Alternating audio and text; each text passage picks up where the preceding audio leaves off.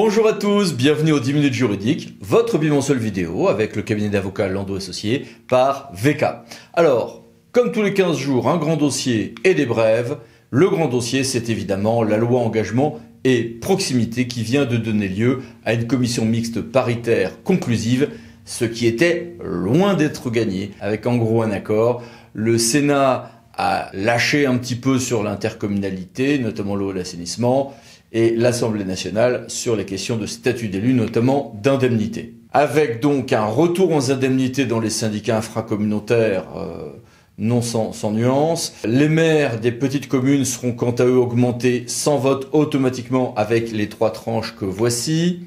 Le Sénat de son côté a un peu lâché sur la question d'intercommunalité puisqu'on aura bien une intercommunalisation de l'eau, de l'assainissement et des eaux pluviales urbaines dans les communautés d'agglomération au 1er janvier prochain, et que pour l'essentiel on reste sur les projets gouvernementaux pour les communautés de communes. À côté de tout ceci, il y a eu énormément de débats sur le régime de convention permettant la gestion de services ou d'équipements, notamment en matière d'eau et d'assainissement. Voici des précisions. Grande surprise, la suppression même de la notion de compétence optionnelle en communauté de communes et d'agglomération. Toujours pas de vraie intercommunalité à fiscalité propre avec des compétences à la carte comme le voulait le Sénat, toute une série de mesures propres aux syndicats mixtes ouverts. On a la question de la gouvernance intercommunale, changement possible de périmètre par diffusion de communautés ou par retrait-adhésion en communauté d'agglomération, comme c'est déjà le cas en communauté de communes. Les pouvoirs de police des maires importants qui peuvent donner lieu même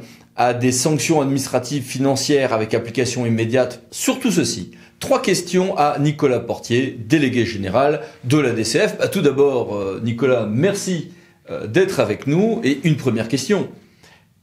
Quel est ton sentiment sur les arbitrages qui ont été retenus en matière de compétences ?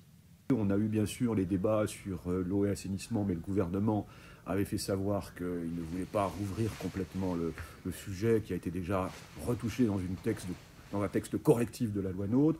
Donc on est arrivé à des assouplissements des modes d'exercice, mais pas de remise en cause générale de l'équilibre général des compétences. Sur ce texte, c'est plutôt, comment je dirais, des assouplissements dans les façons d'exercer les compétences que le compromis a été trouvé, puisque l'Assemblée nationale s'est un peu opposée au détricotage qui semblait s'annoncer au moment du vote du Sénat lors de son examen du projet de loi.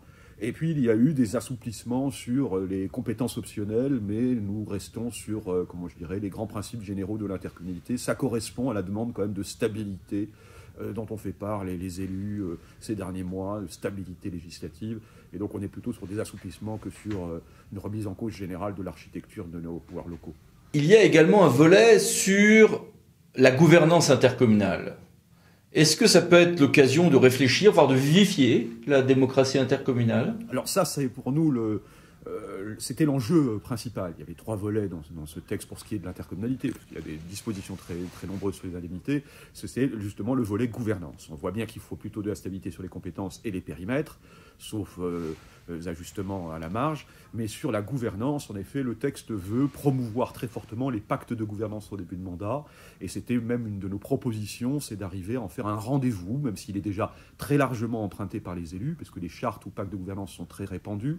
Mais là, on irait vers une sorte de systématisation de ces pactes de gouvernance qui doivent prévoir un peu les modalités d'organisation, d'implication des maires dans la conférence des maires, sauf si tous les maires sont déjà membres du bureau. Et puis ces pactes de gouvernance pourront s'élargir à d'autres sujets de solidarité financière, de mutualisation.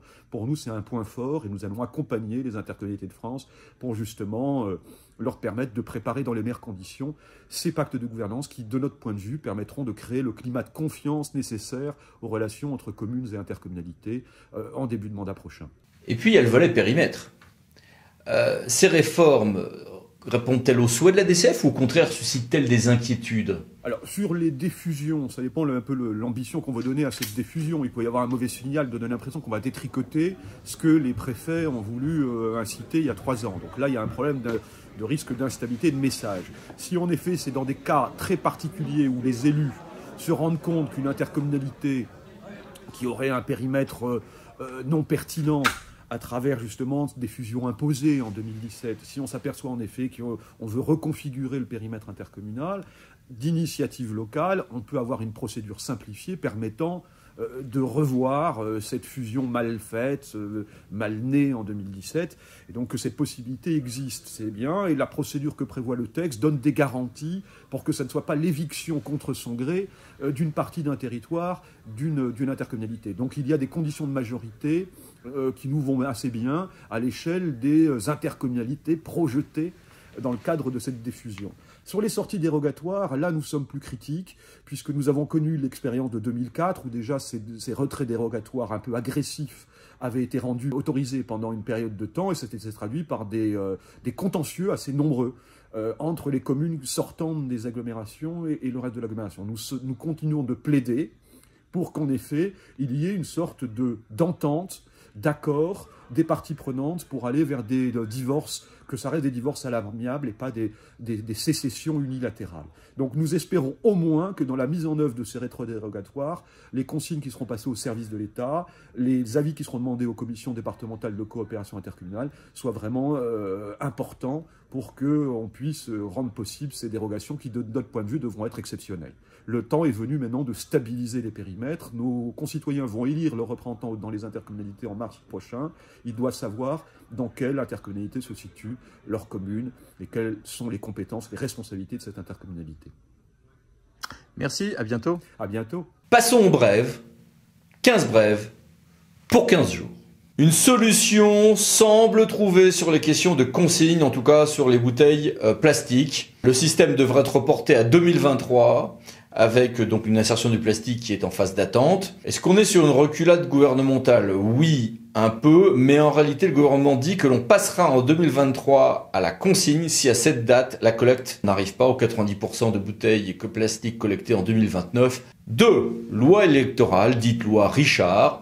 Toute une série d'éléments du droit électoral ont été toilettés par ces deux lois, mais avec très peu de choses en vigueur immédiatement, sauf pour les inéligibilités des membres du corps préfectoral. 3.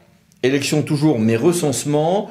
Le gouvernement a enfin été clair sur le fait que c'était bien la population authentifiée, date du 1er janvier 2007, qui servira pour les élections municipales de 2020. Recensement qui d'ailleurs a donné lieu à quelques correctifs par le décret du 5 décembre que voici. 4. Est-ce que les marchés publics peuvent être gérés comme l'école des fans, où chacun se donne à lui-même des bonnes ou des mauvaises notes et aux autres candidats?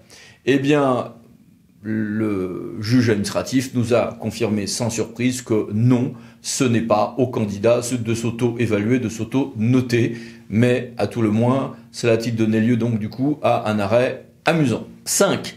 Une commune nouvelle peut-elle opter pour un nom à usage commercial? En l'espèce, les Deux Alpes.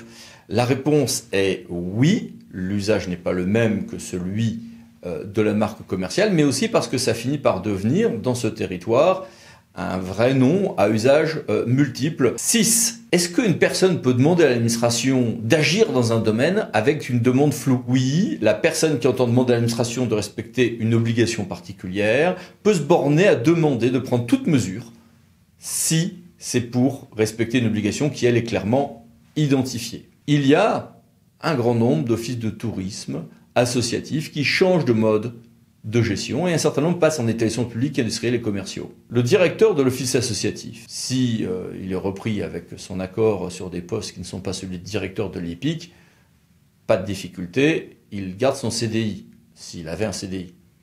Mais si cette personne avait un CDI et qu'il va devenir directeur de l'EPIC, CDI ou CDD, seul un CDD de droit public est possible pour le directeur de l'EPIC, nous confirme le tribunal administratif de Nîmes. On a des arrêts importants, 13 arrêts rendus par le Conseil d'État, mettant en œuvre des décisions récentes du juge européen pour nous dire quel équilibre entre le droit à être informé ou le droit à l'information, d'une part, et le droit à l'oubli sur Internet, d'autre part, mode d'emploi avec ces arrêts. De son côté, la Cour des comptes a rendu une étude très intéressante, très complète sur l'allocation aux adultes handicapés, avec un petit pavé dans la mare, puisque la rue Cambon propose que l'État devienne majoritaire dans les MDPH. Département toujours, le retour aux 90 km/h va être permis par la future loi d'orientation sur les mobilités. Oui, mais comment définir zone par zone, tronçon par tronçon, les territoires où on peut revenir de 80 à 90 km/h? Un rapport très intéressant du CNSR donne non pas un mode d'emploi, mais des indications, permettra de se fonder sur des critères objectifs, y compris pour assurer la sécurité juridique des présidents de conseils départementaux. Sécurité juridique toujours, mais cette fois-ci lorsque les élus sont victimes d'infractions. Une circulaire a été diffusée par la chancellerie et qui appelle les procureurs à une fermeté, à des comptes rendus envers les élus, à des dialogues avec les élus et avec une annexe intéressante. 12. Restauration scolaire. L'obligation du repas hebdomadaire végétarien. Impose-t-il un repas végétarien en plus du repas ordinaire ou cela peut-il être à la place? Réponse, on fait comme on veut, nous disent les services de l'État. 13. L'article 30 de loi de transformation de la fonction publique avait inventé une nouvelle notion, les lignes directrices de gestion. C'est quoi ça? On le sait un peu plus avec un décret du 29 novembre. 14. Une piste de ski, c'est du domaine public ou du domaine privé? Réponse du juge, ça dépend du type de piste de ski. Ski nordique, domaine public, ski de fond, domaine privé, sauf cas particulier. Voici les références. Et enfin, 15e brève. Nous vous avions annoncé l'imminence d'un décret qui allait porter de 25 000 à 40 000 euros le seuil à partir desquels il y a un début de formalisation pour les règles de concurrence et de publicité en marché public. Ce décret est sorti, nous sommes bien au 1er janvier prochain avec des procédures à partir de 40 000 euros. En dessous de ce seuil, les grands principes de la commande publique néanmoins s'appliquent et ce décret modifie aussi 2-3 petites choses, notamment en matière d'avance forfaitaire. Voilà, merci et à bientôt pour une nouvelle vidéo, les 10 minutes juridiques, parlons de associés pour VK. Et n'hésitez pas à vous abonner juste après cette vidéo. Merci, au revoir.